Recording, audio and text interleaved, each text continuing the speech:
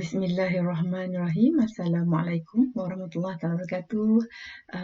Salam sejahtera murid-murid, pelajar-pelajar saya, guru-guru. Hari ini topik yang akan saya huraikan, perjelaskan bertajuk pentaksiran formatif. Dan pentaksiran formatif ini sangat penting dalam pendidikan khas untuk kita dapat mendidik pelajar-pelajar kita, murid-murid berkeperluan khas kita dengan lebih berkesan, ya. Okey, jom kita belajar apa itu pentaksiran formatif.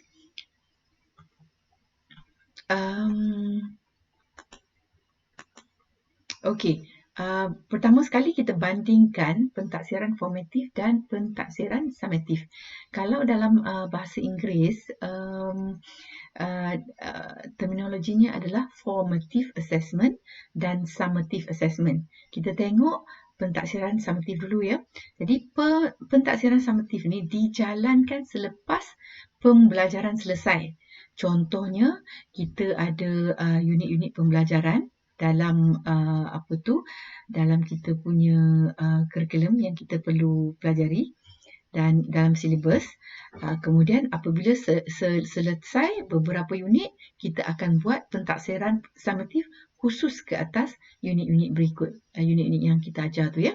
Jadi contohnya seperti ujian bulanan dan peperiksaan akhir tahun. Dan untuk murid berkeperluan khas, terutamanya yang berkefungsian tinggi yang boleh mengikuti pengajaran dan pembelajaran akademik aliran perdana, pentaksiran summatif mungkin sesuai untuk mereka. Tetapi untuk murid berkeperluan khas yang tidak mampu mengikuti kelas aliran perdana, yang tidak boleh mengikut kurikulum aliran perdana, dan mereka tidak sesuai jika kita berikan kepada mereka apa yang kita sebut pen and paper punya test, ujian bertulis, ada kertas ujian dan dia jawab dalam kertas ujian tu. Untuk murid-murid berkeperluan khas yang berkefungsian sederhana dan rendah mungkin tidak sesuai.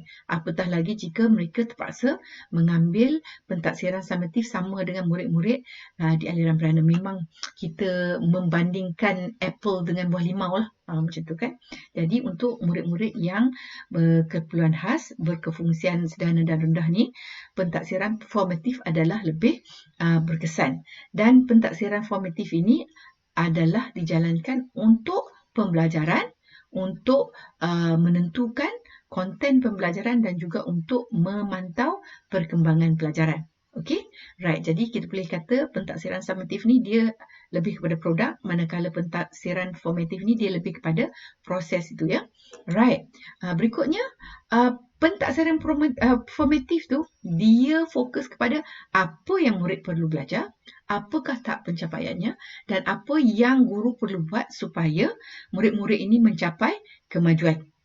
Okey. Jadi, apa murid perlu belajar, apa tahap pencapaian dan apa yang dibuat supaya mereka mencapai kemajuan. Dan saya rasa inilah soalan-soalan yang guru-guru sering tanya setiap kali nak melangkah masuk ke dalam kelas, kan? Right. Jadi, pentaksiran formatif ni digunakan untuk mendapat maklumat, untuk memperbaiki proses pengajaran dan pembelajaran, untuk meningkatkan pencapaian murid berdasarkan objektif pembelajaran ditetapkan. Jadi maksudnya, kita kumpul maklumat mengenai murid dan berdasarkan maklumat tu kita buat keputusan apa yang nak diajar, dan juga pentaksiran formatif tu akan dijalankan secara berterusan untuk kita mengkaji sama ada proses pengajaran yang kita jalankan tu berkesan atau tidak. Jadi kita sentiasa lihat murid improve ke tidak, murid progress ke tidak, berlainan jika dibandingkan dengan pentaksiran summatif. Pentaksiran summatif hanya dibuat di hujung unit-unit silibus tu habis, ya. Right. Jadi itu yang saya katakan pentaksiran formatif tu adalah sebuah proses. Okey, guru-guru dan pelajar-pelajar mesti tertanya, apakah gerak kerja pentaksiran formatif? Pentaksiran formatif ni kan kita kumpul maklumat dan kita tetapkan objektif pembelajaran dan kita jalankan pengajaran dan pembelajaran, dan sambil kita menjalankan pengajaran dan pembelajaran, kita perlu kumpul bukti pembelajaran atau evidence of learning. Jadi tak boleh kita hanya ajar, tetapi sambil kita ajar tu kita kena kumpul evidence of learning, dan berdasarkan evidence of learning, bukti pembelajaran ni, kalau murid berjaya menguasai kemahiran ataupun bahan yang kita nak ajar tu, kita bagi feedback. Oh, pandai, bagus, macam ni, yes, inilah betul, macam ni, lain kali ingat macam ni ya, baguslah. Kita bagi feedback yang positif. Jika murid tidak berjaya menguasai, kita perlu beri feedback juga, dan bukan beri feedback yang negatif ya, cikgu-cikgu dan pelajar-pelajar, tetapi kita beri feedback yang konstruktif, yang boleh membantunya membaiki prestasi. Kita boleh katakan, oh Aiman buat ni kemas. Kita carilah sesuatu yang baik, yang kita puji usaha dia. Aiman rajinlah usaha buat, tapi jom cikgu ajar macam mana kita nak buat bagi betul. Dan kita bantu dia supaya dia boleh dapat 1-2 jawapan betul. Kita, oh pandainya Aiman, macam ni lah Aiman buat. Okey, jadi kalau pelajar berjaya, kita bagi feedback positif. Kalau pelajar tak berjaya, kita bagi feedback yang konstruktif.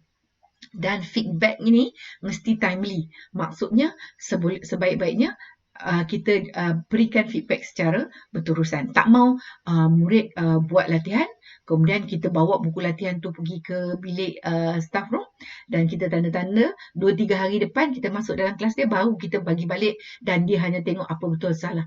Itu kaedah itu mungkin berkesan untuk murid-murid aliran perdana, tetapi bukan untuk murid-murid di pendidikan khas. Mereka perlukan feedback timely, kalau boleh jam-jam itu juga, okey. Dan untuk murid yang tidak berjaya menguasai bahan atau kemahiran yang kita targetkan, maka kita perlu menimbangkan sama ada perlu menjalankan modifikasi, akomodasi atau scaffolding. Kita fokus dalam kuliah saya ini, kita fokus kepada pentaksiran formatif. InsyaAllah modifikasi, akomodasi dan scaffolding tu kita akan bincangkan di lain video ya. Right, jadi kita sambung dengan gerak kerja pentaksiran formatif ya. Jadi apabila kita nak mengajar, setiap sesi pengajaran dan pembelajaran tu perlu dirancang dan dijalankan berdasarkan hasil sesi PNP sebelumnya. Maksudnya apa yang kita ajar dalam kelas yang sebelum ni, kita kaji mana yang berkesan, mana yang tak berkesan, what works, what doesn't work, dan maklumat ini kita gunakan untuk merancang sesi pengajaran dan pembelajaran yang berikutnya, okey. Dan setiap sesi pengajaran pelajaran ni perlu mempunyai objektif jangka pendek. Maksudnya, katakan kita kata, okey, minggu ni kita nak ajar murid fungsi objek. Okey, kasut kita pakai di kaki supaya kaki kita tak sakit. Berus gigi, kita berus gigi kita supaya gigi kita bersih. Sabun kita gunakan untuk bersihkan badan, fungsi objek. Jadi kita perlu ada objektif pembelajaran. Contohnya, apabila kita mengajar murid tu, murid akan mengetahui fungsi objek sebanyak 10. Ini murid yang sederhana lah. Kalau murid yang lebih tinggi kefungsiannya, kita kata mungkin 20. Murid yang low functioning, mungkin apa yang kita perlu buat adalah kita bagi dia scaffolding. Dia perlu sesuaikan 10 objek kepada 10 fungsi, dan kita bagi clue di situ. Ini kita sebut scaffolding, supaya walaupun dia tak berapa faham, tapi dia boleh buat, dan daripada aktiviti dia menjalankan tugasan tu, dia belajar lagi. So, we're teaching them, not testing them, okay? Right. Dan kita perlu sedar bahawa setiap kali objektif pembelajaran jangka pendek tercapai, murid semakin bergerak menghampiri objektif jangka panjang mereka. Jadi, kita kena ada plan jangka panjang, plan untuk 6 bulan, dan kita kena ada plan sederhana, kita pecahkan kepada setiap 2 bulan ke, dan apabila kita ajar setiap hari, itu adalah objektif jangka pendek kita. InsyaAllah nanti kita akan kita akan tengok lagi ya. Saya akan huraikan lagi. Dan objektif jangka pendek ni disusun di atas landasan objektif jangka panjang, supaya apabila murid belajar, dia mengikuti landasan yang betul, tak adalah tersasar. Contohnya, katakan kita nak ajar murid matematik, katakan. kita nak ajar murid, bagi contoh yang mudah lah, kita nak ajar murid menulis. Murid dah boleh surih huruf, dah boleh surih ayat, kemudian kita buat dia salin. Contohnya kita suruh dia salin ayat dalam daripada papan putih yang di atas meja dia. Kemudian apabila dia dapat buat, kita suruh dia salin ayat dari ke dalam buku daripada papan putih di dinding. Jadi apabila kita buat macam tu, maksudnya kita bergerak ke arah landasan yang betul. Okey? Jadi ada jangka panjang, ada jangka pendek, sentiasa bergerak. Right.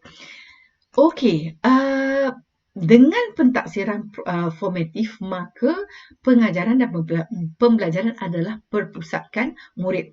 Secara tradisionalnya, kita tak sedar, tapi secara tradisionalnya, pengajaran dan pembelajaran kita lebih berpusatkan kepada guru. Apa yang guru nak ajar, dan guru tu selalu dia tengok, okey, kurikulum kata apa, silibus kata apa perlu nak kaji, dan ini menimbulkan isu mastery. Contohnya murid yang low functioning, kalau kata guru sekadar nak mengejar unit-unit dalam silibus, katakanlah satu unit kita gunakan 2 minggu untuk ajar. Untuk murid-murid yang low functioning, kadang-kadang 2 minggu tu pun mereka belum capai lagi. Tapi jika pembelajaran itu adalah berpusatkan guru kata, oh tak boleh, nanti nazir datang, nanti guru penungganan datang dan sebagainya. Kena buat. Sebab apa? Sebab nak menyelamatkan diri guru, maka selepas 2 minggu, engkau dapat ke engkau tak dapat, dia akan tukar unit. Tetapi dengan pentaksiran formatif, PNP adalah berpusatkan kepada murid.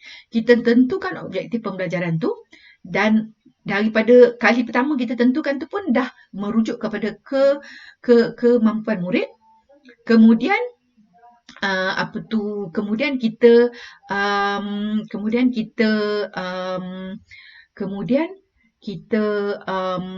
tak lagi terikat kepada 2 minggu untuk berubah unit silibus tu. Okey, kalau kata kita bagi tempoh kepada murid tak capai, bukanlah katanya setahun kita nak ajar benda yang sama. Tapi kalau dia tak dapat, kita kena fikirkan, perlu buat modifikasi ke, perlu buat akomodasi ke, perlu buat scaffolding. Jadi pengajaran dan pembelajaran tu memang bersifat berpusatkan kepada murid. Okey, dan ini adalah soalan yang guru akan tanya apabila kita menjalankan pentaksiran formatif. Apa tahap terkini murid? Apakah objektif jangka panjangnya? Apakah yang dia patut pelajari? Apakah di manakah dia dalam proses untuk mempelajari yang sepatutnya? Is he moving along or not? Itu yang dimaksudkan. Okay? Right. Kemudian, cikgu-cikgu dan pelajar-pelajar sekalian, di sini, kalau kata guru-guru dan pelajar-pelajar mengikuti kuliah saya sebelum ini mengenai RPI, saya rasa guru-guru biasa, kalau tak biasa, saya sarankan tengok video RPI yang saya letakkan dalam dalam YouTube, dan dalam itu kita bercakap tentang objektif pembelajaran, kriteria pencapaian, bukti pembelajaran dan penanda aras. Jadi contohnya kita kata objektif pembelajaran dalam tempoh 6 bulan, Aiman boleh membaca 3 bunyi vokal dan 20 bunyi kombinasi konsonan vokal. Katakan itu adalah objektif pembelajarannya. Dan dalam itu kita tetapkan apa kriteria pencapaiannya, dan kemudian untuk memastikan sama ada murid mencapai kriteria pencapaian atau tidak, kita sambil kita mengajar tu, kita kena kumpulkan bukti pembelajaran atau evidence of learning, atau dalam bahasa pasar kita itu, kita kumpul data. Okey? Dan apabila murid berjaya, daripada data tu kita murid berjaya, maka murid dah mencapai penanda aras. InsyaAllah saya tak boleh spend too much time untuk video ni. Saya rasa ini adalah satu konsep yang guru-guru perlu pahami lagi. Saya akan buat video yang berikutnya, ya. Right. Tujuan feedback murid-murid yang kurang upaya pembelajaran terutamanya dan berkefungsian rendah, mereka sangat memerlukan feedback, kerana feedback itu akan memaklumkan kepada mereka sama ada apa yang dibuat itu betul ataupun tidak. Bukan macam murid aliran perdana yang boleh figure out sendiri sama ada betul atau tidak. Jadi guru tak boleh menggunakan bahasa yang tak jelas. Contohnya, itulah cikgu dah kata. Tengok tu, tengok tu. Kan, jadi itu adalah feedback yang sangat-sangat buruk. Feedback guru perlulah jelas, perlulah tepat.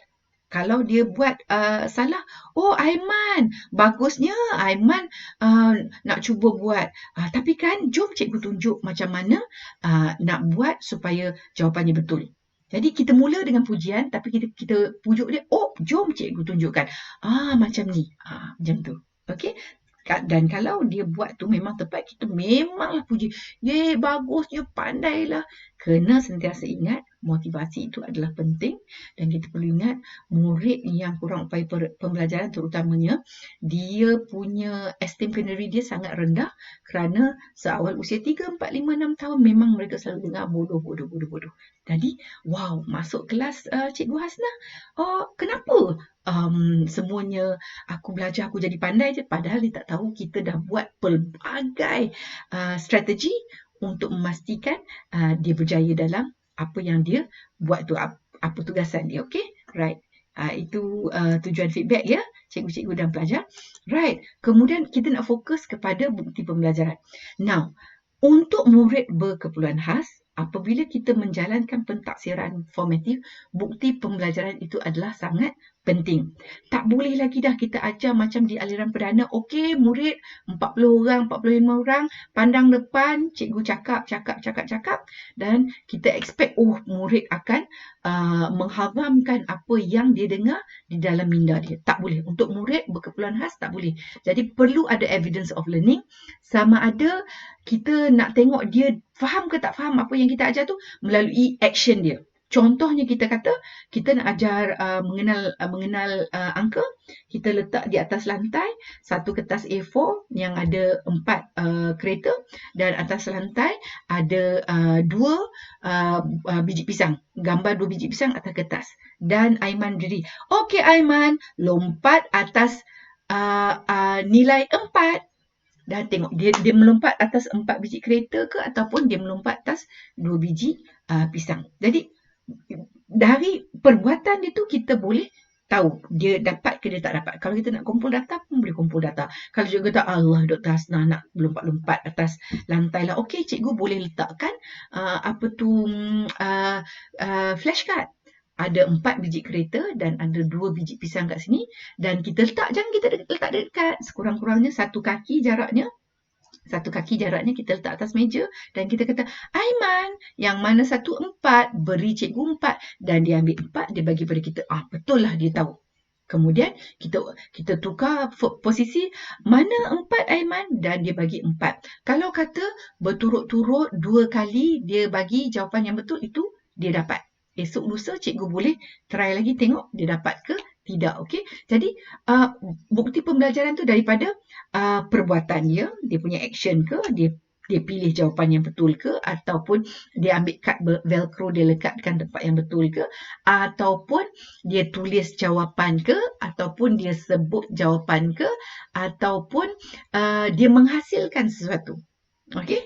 Contohnya kita nak buat pattern hijau kuning. Ini patterning ni adalah sebahagian daripada matematik. Jadi, adakah dia boleh letak butang-butang kuning biru seperti yang kita minta tu. Jadi, itu yang kita katakan mesti ada bukti pembelajaran. Jadi, tak boleh samakan dengan murid aliran perdana. Setiap kali kita mengajar, murid kena hasilkan bukti pembelajaran, maka cikgu perlu design PNP cikgu tu di mana murid boleh menghasilkan bukti pembelajaran. Okey, right. Jadinya apabila kita memastikan terdapat bukti pembelajaran, maka aktiviti yang murid jalankan tu dia ada 2 fungsi. Satu, murid menjalankan aktiviti untuk mencapai objektif pembelajaran yang kita tetapkan, dan yang nombor 2, aktiviti murid itu akan menghasilkan bukti pembelajaran. Jadi dia belajar dan dia hasilkan data untuk kita kumpul untuk memastikan sama ada dia dapat atau tidak. Okey cikgu, kalau cikgu tak faham, komen di bawah dalam komen YouTube video ini dan saya akan, kalau kata cikgu betul-betul tak faham, mungkin saya boleh buat video yang lain ya, insya-Allah insya-Allah. Okey, kemudian uh, daripada penetapan objektif pembelajaran, apa tu penanda aras dan sebagainya, kita kena hasilkan aktiviti murid yang mempunyai hubung kait yang jelas dan langsung dengan objektif pembelajaran. Contohnya, dia ada objektif pembelajaran tu, maka kita kenalah buat aktiviti-aktiviti yang akan membantu dia mencapai objektif pembelajaran tu. Jangan dalam RPI ada objektif pembelajaran lain, kemudian yang sebenarnya kita ajar benda yang lain. Okey. Kemudian aktiviti murid ni sebagaimana yang kita katakan tadi perlu menghasilkan evidence of learning ataupun bukti pembelajaran, dan aktiviti murid ni kita kena pastikan bahawa mampu diakses oleh semua murid tak kira apa tahap kemampuan. Contohnya kita ada anak autism yang kita buat lompat, dia boleh lompat, kita buat baling beanbag dalam besen, dia boleh, semua dia boleh sebab fizikal dia tidak ada kekangan. Tapi kalau dalam kelas yang sama kita ada juga murid cerebral palsy, mungkin untuk murid cerebral palsy tu pergerakan dia agak terhad, maka kita nak pastikan dia pun mampu akses aktiviti yang sama, maka kita kenalkan modifikasi, akomodasi ataupun scaffolding ya. Right. Jadi contoh yang kita berikan di sini, contohnya kalau kata murid tu dia ada masalah dengan jari jemari dia, dengan dia punya motor halus, dia tak boleh pegang pensel, perlu banyak lagi latihan sebelum dia boleh pegang pensel, maka kita gunakan kad-kad yang ada velcro kat belakang untuk dia, orang lain tulis jawapan, dia tak tulis jawapan, dia ambil kad velcro, dia lekatkan jawapan yang betul. Itu apa yang kita maksudkan ya, evidence of learning dalam aktiviti murid-murid. Kemudian saya nak jelaskan apakah impak pentaksiran formatif ke atas pencapaian murid. Jadi pentaksiran formatif ini menyokong pencapaian murid. Jadi sebab itu disarankan kita jalankan pentaksiran formatif, dan maklumat daripada pentaksiran ini membantu kejayaan pembelajaran murid. Maksudnya kalau maklumat tu, kalau murid berjaya capai, maksudnya dia bergerak ke arah objektif pembelajaran dia lah. Kalau dia tak capai, memberi maklumat kepada guru, guru kena ubah, kena tambah baik. Sama ada kena ubah strategi pengajaran ke, ataupun sama ada perlu ubah bahan ke. Itulah yang kita katakan modifikasi, akomodasi dan scaffolding. InsyaAllah saya akan buat video yang asing, yang khusus untuk modifikasi akomodasi dan scaffolding. Okay? Alright. Kemudian maklumat yang terhasil daripada pentaksiran formatif ini akan meningkatkan proses pembelajaran serta seterusnya kualiti pembelajaran murid. Jadi bergunalah, sebab kalau tak ada pentaksiran formatif tu, kalau murid tak capai, kita pun tak tahu, hari-hari kita masuk, kita ajar. Asalkan guru besar nampak saya masuk dalam kelas, saya popek. Itu kira buat kerja. Tapi sama ada murid capai atau tak capai, kita tak ambil hal. Itu tak boleh lah cikgu ya. Ingat kita ajar, kita jadi cikgu terutamanya untuk murid-murid perkuliahan khas ni, kita perlu kita perlu memastikan gaji kita halal ya. Right. Ini penting. Tapi saya kena pergi laju. Kalau cikgu tak faham, mungkin kita akan cikgu tulis kat bawah apa yang cikgu tak faham, nanti saya akan cuba fahami apa yang cikgu tak faham, dan kita mungkin boleh buat video lain. Okay? Jadi apakah kaitan pentaksiran formatif ini dengan RPI dan kurikulum?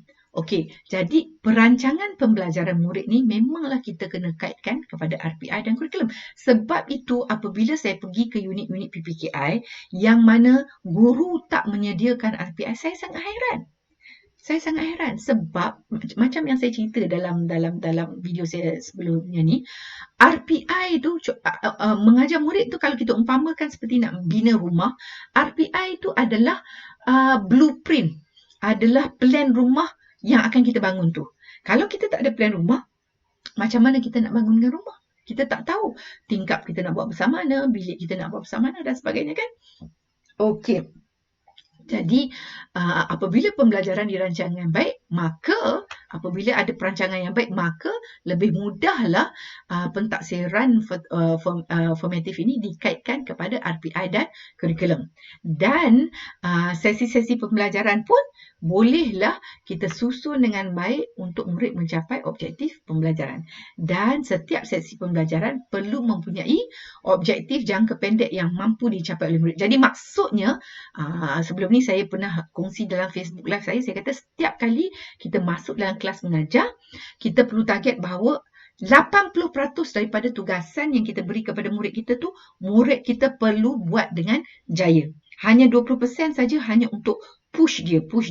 Jadi kita perlu sediakan objektif jangka pendek yang smart, specific, measurable, achievable, relevant dan time related. Bagi yang tak tahu tentang objektif yang smart ni, boleh tengok video RPI saya ya. Okey, jadi dengan cara ini perancangan cikgu adalah mantap. Okey, insya-Allah kita terangkan lagi.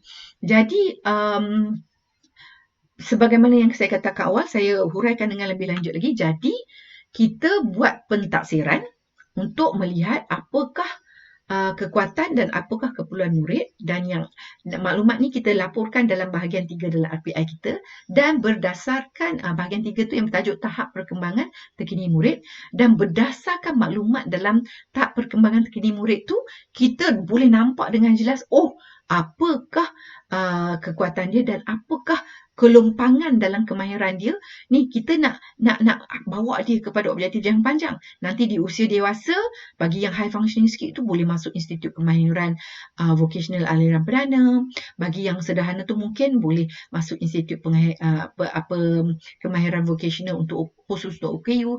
Yang lagi bawah dia punya kemampuan boleh masuk job coach ke, lagi bawah lagi boleh masuk ke sheltered employment. Jadi kita tahu awal-awal tu kita target tinggi dan kita usahakan dia untuk mencapai yang tertinggi sekali. Apabila kita set target yang tinggi, kalau murid tak dapat capai yang tinggi ni, sekurang-kurangnya dia capai separuh. Tapi kalau kita set rendah, kalau dia capai separuh, makanya lagilah rendah kan. Okey. Jadi dah ada maklumat tu, daripada maklumat tu kita tentukan objektif pembelajaran murid untuk jangka panjang. Dan untuk jangka panjang ni selalunya untuk 6 bulan. Dan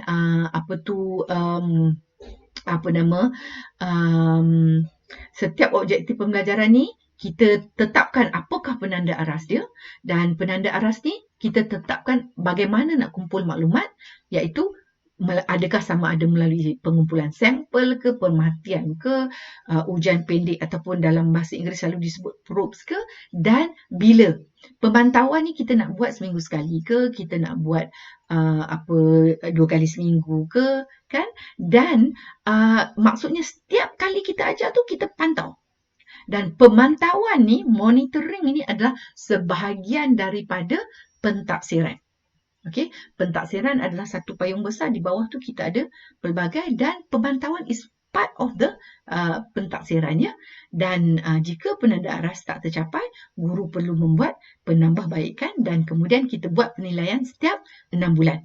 Jadi kan dalam pendidikan khas kan, pentaksiran, penggubalan RPI, pengajaran, dia semua very interlinked to each other. Sebab itu saya mengajar untuk pelajar-pelajar tahun 2 mengenai pentaksiran, saya mengajar pelajar-pelajar tahun 3 mengenai kurikulum, dan kedua-dua pelajar tahun 2 dan tahun 3 perlu tahu tentang RPI, sebab dalam RPI tu dia ada pentaksiran, dia ada kurikulum. Okey. Okey, kita bergerak ke slide yang second last ya. Okey, jadi kurikulum pendidikan khas dan kurikulum aliran perdana perlu dirujuk untuk menentukan objektif pembelajaran, namun haruslah bertepatan dengan kemampuan serta keperluan murid. Kita dah buat pentaksiran dan kita tahu apa dia punya kekuatan, kemampuan dan apa dia punya keperluan, dan berdasarkan maklumat tu kita rujuk pula. Kalau anak yang high functioning, kita kena tengok juga kurikulum aliran perdana. Mungkin ada setengah murid tu dia matematik dia boleh capai kurikulum aliran perdana, bahasa Melayu dia tak boleh capai. Ada juga yang macam tu kan. Jadi kita kena tengok kemampuan murid. Kalau kata murid tu low functioning, memanglah kita tak perlu rujuk kepada kurikulum aliran berana, kita rujuk kepada kurikulum pendidikan khas. Kalau cikgu tanya, doktor, ceiling kemampuan murid saya tu tak capai baseline kurikulum. Maksudnya murid tak boleh capai. Macam mana kita nak buat? Kan kita ada dia punya laporan tahap perkembangan terkini. Dari situ kita boleh buat objektif pembelajaran. Kita tahu bahawa kita nak anak murid kita boleh berfungsi, ya. InsyaAllah kita akan buat video. Banyak sangat ilmu nak kongsi dengan cikgu-cikgu, ya. Right. Jadi kita ada objektif pembelajaran jangka panjang yang 6 bulan tu, kemudian kita sediakan penanda aras, dan dalam penanda aras tu kita sediakan apa kriteria yang murid perlu capai, bagaimana kita nak kumpul data untuk memastikan dia capai atau tidak, dan dan bila kita nak kumpul data. Okey, jadi itulah saya kongsi pengalaman saya. Jangan marah dengan saya, mungkin saya tak pergi ke sekolah cikgu, tetapi pengalaman saya pergi ke unit-unit PPKI. Dalam 10 unit PPKI, sangat susah nak jumpa guru yang mengumpul data.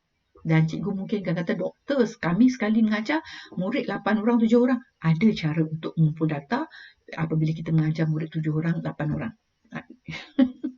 Lama-lama cikgu kata, Dr. Hasnah kata benda sama. InsyaAllah kita akan cakap tentang bagaimana nak kumpul data, ya. Right. Jadi dengan menggunakan pentaksiran formatif tu, kita banyak dapat maklumat tentang keberkesanan sesi pembelajaran kita, dan kita boleh kaitkan dengan objektif jangka panjang murid. Jadi inilah pentaksiran programatik yang kita buat untuk anak murid kita. Kita tulis RPI. Dalam RPI ada objektif pembelajaran, ada penanda aras, ada kriteria. Kemudian kita buat pula rancangan pengajaran harian. Dia semua perlu berkait-kait. Jadi apabila dia berkait, itulah ia menyediakan satu landasan kepada kita. Ini adalah landasan untuk Aiman. Aiman nak pergi ke mana? Okey, dalam dia punya hala 7 pendidikan dia. Okey, yang akhir sekali saya nak kongsi, cikgu-cikgu kena ingat, pelajar-pelajar kena ingat ciri-ciri pentaksiran yang baik dibangunkan dengan tepat untuk murid tu. Item-item dia boleh dicapai, achievable.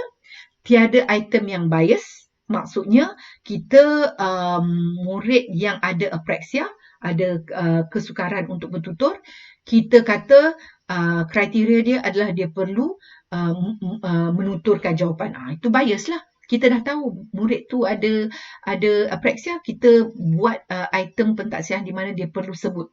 Ataupun murid tu disleksia dan objektif pembelajaran dia sama dengan murid yang bukan disleksia. Untuk murid disleksia mungkin dia tak perlu jawab dalam kertas, tapi dia boleh jawab, dia boleh membuktikan dia punya kefahaman tu secara verbal, secara pertuturan. Itu yang dimaksudkan tiada item yang bias, ya. Akomodasi boleh dijalankan dalam pentaksiran kita tu, dan pentaksiran kita tu ringkas, jelas dan intuitif. Intuitif tu maksudnya sekali tengok kita faham, tak adalah fikir. Itu tak bagus lah. Dan item-item pentaksiran tu mudah dibaca dan difahami, dan jelas untuk dibaca. Maksudnya sekali tengok tu dah jelas. Okey, sampai di sini saja cikgu-cikgu. Mohon komen di bawah. Selalu cikgu-cikgu komen di bawah, terima kasih doktor, terima kasih atas perkongsian. Why not cikgu-cikgu dan pelajar-pelajar kongsi apa yang cikgu kurang faham, dan dengan saya bertanyakan kepada cikgu dan pelajar apa yang cikgu tidak faham, itu adalah pentaksiran formatif yang saya jalankan. Okey, hingga di sini saja. All the best. Assalamualaikum. Jumpa lagi dalam video yang berikutnya. Bye.